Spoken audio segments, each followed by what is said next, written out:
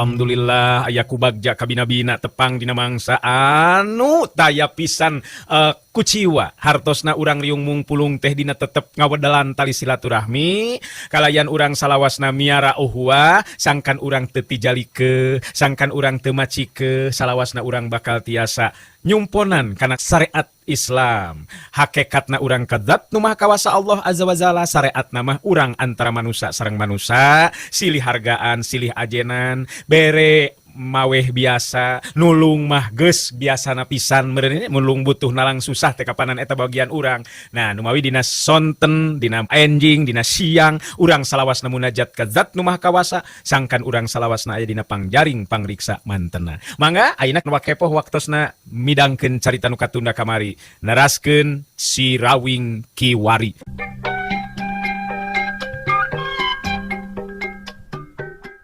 Ai si Rawing harita teu bisa cicingin. Dirina kudu saya gagesan nimbangan kekuatan lawan, upama teu kitu geus tangtu dirina nu bakal kaancam bahaya. Kadang-kadang jiwana bisa ngalayan. Dina sikep jurus pamungkas ilmu pancatunggal si Rawing pancuh kuku dina tangtunganana. Jurus pancerasa manugaling alam kabilang jurus anu teu sagawayah digunakeun upama diri teu kacangking abang bante. Ngan ayeuna kapaksa si Rawing kudu metakeun eta kekuatan sabab tahapan ajen pangarti lawan tetela tegeseh jauh eujeun ilmu nu kacangking ku dirina. Dua sorot panon harita bantrok jalur rampang musirkeun kekuatan sapinuhna dirina geus nekat pikeun ngadu kekuatan puncak jeung nu jadi lawan. Si Rawing katingali harita nyidakepkeun dua leungeunna bari sapasang panonna peureum hate jeung pikiran gembleng jadi hiji lir upama nu keur sidakep sinu tunggal madep anteb manunggaling zatna ilahi robi. Ningali sikep jeung kayan si Rawing saperti ki jalur rampang bekiah kahudang rasa kapanasaranana dibarengan ku sorana anu handaruan jalur rampang jirimna luncat narajang.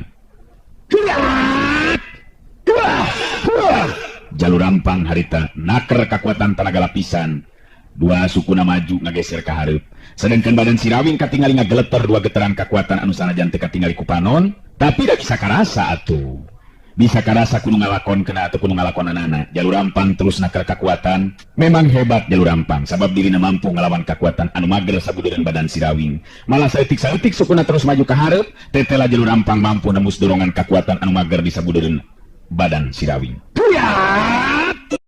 Badan jalur rampang oge ngageleter kesang masihan beungeut jeung beuheung. Jalur rampang bener-bener nguras tenaga sapinuhna. Lalaunan jeung ngageser saeutik-saeutik suku jalur rampang siga nu beurat ngalengka. Tapi pinuh kapastian beki deukeut ka lebah jirimna si Rawing.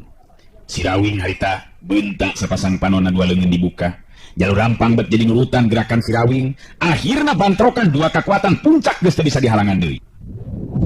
Pak pak pak. Dua pasang leungeun harita patarema dua leungeun katingali silih dorong kadenge dua sorana handaruan antara sola jalur rampang jeung sorana si Rawing.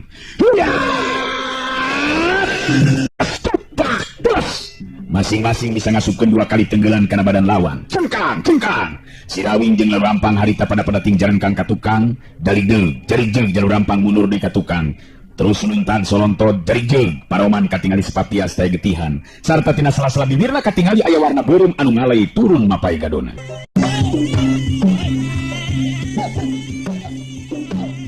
Sedengkeun harita si Rawing katingali tutas mundur ngajarig-jeug pancu di dina tangtunganana nyengir sakedeung geus kitu nyereng-nyeri terus ngomong bari ngareret ka si Banteng Wulung. Aduh berat teh euy akan memehan kalawahan kawalahan teh nyaan edun euy si jalur rampung teh aduh untung akang teu keur ninggang di emen yo euy. Si Banteng Wulung katingali keprok di barengan jeung ngagerok da puguh kabeh anu deukeut ka si Banteng Wulung eueuh anu henteu pengpekan ceuli lantaran asa katorekan. Aduh.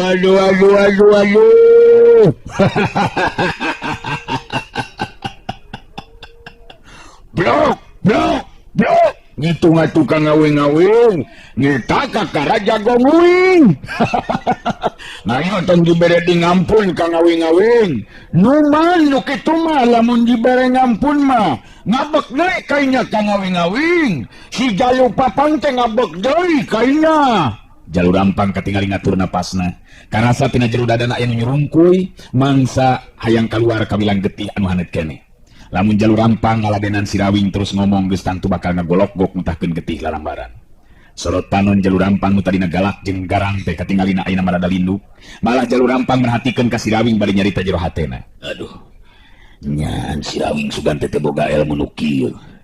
Jelas aing kateti pangarti kaya kieu mah. Wiwirang gede pikeun diri aing. Sabab tetela si Rawing mibana tahapan ajen pangarti jeung daya tahan anu lebih punjul. Leuwih punjul batan diri aing. Lamun kieu carana ripu aing. Lamun aing maksakeun maneh neruskeun ieu tarung, geus tangtu diri aing nu bakal ngalayang jiwa. Sedengkeun aing embung ari kudu paeh mah. Jalur rampang bisa maca kana kayan upama keukeuh dirina maksakeun maneh. Geusan maju dina rajang bari naker kakuatan sapinuhna. Geus tangtu dirina nu bakal ngalayang jiwa. Sabab nurutkeun itungan jalur rampang ajen pangartina ngan ukur beda salapis ipis jeung si Rawing anu jadi lawanna. Ngan jelas upama dipaksakeun dirina anu bakal ngalayang jiwa. Sanajan dada jeung urut anu atawa urat-urat anu keuna ku teunggilan jalur rampang nyeri jeung linu. Tapi si Rawing memang boga sikap anu teu woleh tenang, estu teu katara upama tarung jeung jalur rampang kawilang tarung puncakna ilmu anu lain bae nandonkeun jiwa tapi nguras kakuatan sapinuhna. Nu tadi tinggal rojeng tinggorowok ngajagokeun jalur rampang, sasatna memang nu mihak ka jalur rampang. Ayeuna mah kabeh jempe malah katingali harita pada kaketegan hatena. Sabab katingali jalur rampang ngajanteng nangtung bari reng hapranjug, malah katingali tina sela-sela juru bibirna kenca jeung katuhuna ngaluarkeun getih mapai kana gadona tanda jalur rampang tatu di jero. Alah, jalur rampang teh tela eleh bawa sena geuningan euy. Ku si Rawing eta aing mah. Aduh bet nya satu percicaya euy dewek mah euy. Pidah ku ki jalur rampang, rajana jago make kudu eleh euy. Cek anu mihak ka jalur rampang nyarita lalaunan ka baturna. Jelas euy. Bener ieu mah. Nu ngaran si Rawing lain jago sanamea. Pantes lamun ayeuna nyebutkeun si Rawing jago pilih tanding teh euy. Kitu nurutkeun beja nu katarima ku dewek mah. Jelas cenah mah jadi kenyataan euy. Paneuteub dipusirkeun deui ka tengah pakalangan. Anu mihak ka jalur rampang masih kene miharep sangkan jalur rampang maju dina rajang sarta si Rawing nu bakal eleh kasoran. Tapi eta harapan teh memang jauh tina kanyataan sabab katingali jalur rampang masih kena ngatur napasna malah terus mundur ka tukang tilu lengkah nutup kalabas si Rawing bari nyarita surana oge jelas jadi tegaran seperti tadi.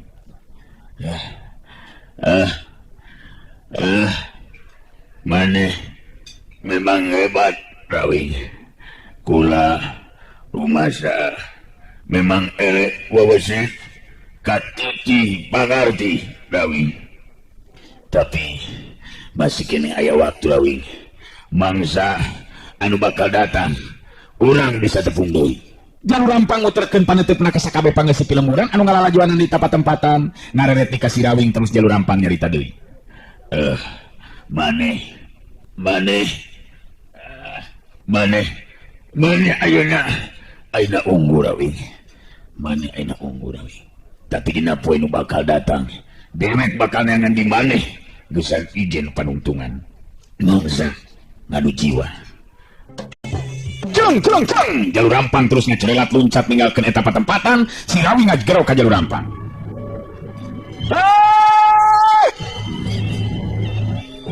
Ki jalur! Reka mandu, eta reka mandu. Eta di ka mandu. Kumaha ieu teh? Cepet ya mah yo. Dan terus indit weh. Rupa-rupa pisan ya mah yo. Sugan teh nya tarung teh dipikeun ka pae. Ari pet teh betaheun keneh hayangeun keneh hitu hirup kuningan ki jalur rampung. Atuh sarua bae tah jeung kuring. Si Rawing teh terus mudag ka mana ngajorelat luncatna jalur rampang. Ari sabab satengah nya bikeun jalan pikeun manehna tos jalur rampang. Harita sabab ke tengah pakalangan harita ini datang nyamper kenyatana Ijon salah seorang jagoan jalur rampang teh. Si Rawing serog pasang kuda-kuda bari nyarita. Iya erek naon ya Kang Jangjon? Maju tarung ngalawan Kakang. Wani kitu rek ngabela ki jalu Jangjon. Ya otak impak inti. Ijon harita nyembahkeun waleunna ditujukeun ka si Rawing bari terus nyarita. Duh, teu pisan-pisan Kang Rawing. Namun abdi teh ka tengah ieu pakalangan teh sejangan dugikeun caritaan, pang-pangna maka sakabeh pangeus lembur Karang Jago nu ayeuna ngabandungan kana lumangsungna ieu kajadian. Oh, arek nyerios. Arek nyerita. Arek diantara meureunnya. Pedagang meunang aya dina kaunggulun. Ya, pekan gue nya. Sok jeung Ijon biantara. Cicing teh lain ngacung-ngacungkeun beleungeun. Ieu Ijon jeung rek ngomong heula cenah yo. Ijon katingali nangtung di gigireun si Rawing. Di tengah-tengah pakalangan miterkeun panetupna ka sakabeh nu aya di dinya, telila terus manehnya nyarita. Ka para dulur-dulur pangisi lembur, kadang warga nu pada ngabandungan lumangsungna kajadian di ieu tempatan.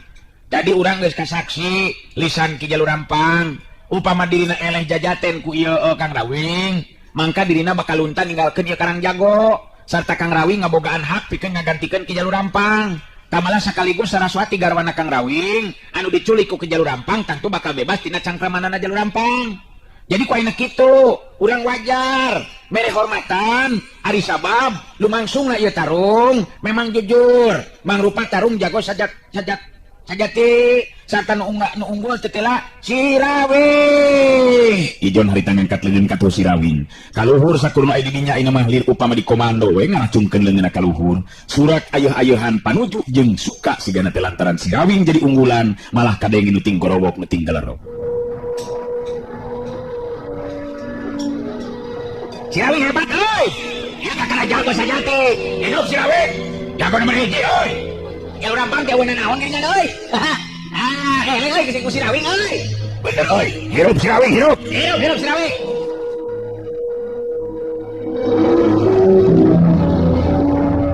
Kadenge di antara malah suara si Banteng Gulung anu meh nini sakabeh suara anu keur ayeuh-ayeuhan, surak jeung ting galerok. Wah, pokoknya mah ngacek kuing oge ka ngawing-ngawing mesti menang, moal ngeleh ka ngawing mah. Aya nyurak terus oi, ka ngawing hebat, ka ngawing-ngawing. Sok terus nyurak kayaknya nyurak. Si Rawing harita ngareret ka Ijon bari terus nyarita. Geus ah, entong dikieu-kieu akang ieu jadi dah. Kumaha ieu teh? Nu penting keun akang mah ayeuna bawa ka imanna Jalur Rampang, Jon. Terus akang tepungkeun jeung Saraswati pamajikan akang. Tong dikieu-kieu ah, daling kikieuan ka yang akang mah lain. Entong dikieu-kieu.